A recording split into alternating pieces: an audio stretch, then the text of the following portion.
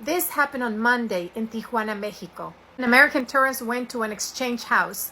These are places where you exchange US dollars for Mexican pesos. He exchanged $2,000.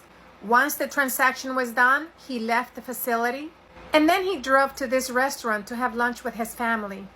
A group of men entered the restaurant and asked him for the exact amount of $2,000 in Mexican pesos. He handed them some money, but not all $2,000 worth of Mexican pesos.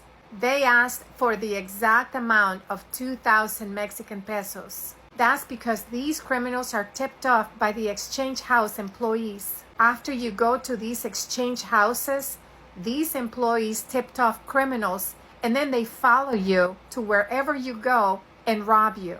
So when he refused to hand them exactly the $2,000, they grabbed one of the children that they had in the table and threatened to harm the child unless he handed over the entire amount. I wish I could tell you that this is an isolated incident. Unfortunately, it happens all over Latino America.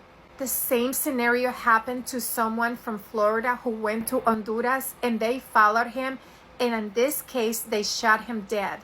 After he went to the exchange house, they followed him in a red truck, and they shot him to death.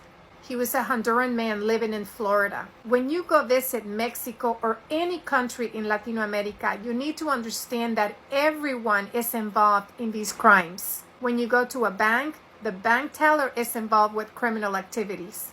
This man was lucky. They pistol whipped him after he handed over the entire amount, and then they went away. The best thing you can do as a tourist, carry credit cards and don't go to money institutions.